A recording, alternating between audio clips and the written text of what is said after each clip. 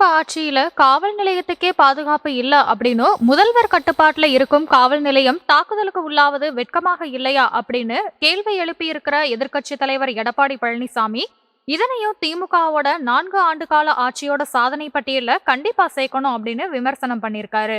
அதிமுக பொதுச் செயலாளர் எடப்பாடி பழனிசாமி வெளியிட்டுள்ள அறிக்கையில மதுரை மாவட்டம் திருமங்கலம் அருகே உள்ள சந்திரப்பட்டி காவல் நிலையத்திற்குள் மர்ம நபர்கள் புகுந்து அங்கிருந்த பொருட்களை சூறையாடியதற்காக வரும் செய்தி அதிர்ச்சி அளிக்குது அப்படின்னு தெரிவிச்சிருக்காரு. திமுக ஆட்சியில மக்களுக்கு தான் பாதுகாப்பு இல்ல, மக்களை காக்க வேண்டிய போலீசாருக்கும் பாதுகாப்பு இல்ல, தற்போது உச்சத்தின் உச்சமா போலீஸ் ஸ்டேஷனுக்கே பாதுகாப்பு இல்ல.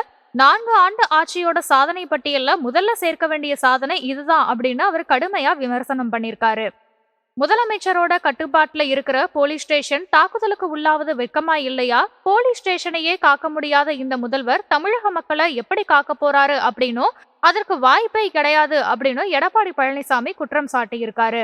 போலீஸ் ஸ்டேஷன்ல தாக்குதல் நடத்தினவங்க மேல கடும் சட்ட நடவடிக்கை எடுக்கணும் அப்படின்னு வலியுறுத்தி இருக்கிற அவரு பொதுமக்களுக்கு மீண்டும் வலியுறுத்துவது என்ன அப்படின்னா, இந்த திமுக ஆட்சி ஒழியும் வரை நமக்கு நாம் தான் பாதுகாப்பு அப்படின்னு அவர் சொல்லியிருக்காரு.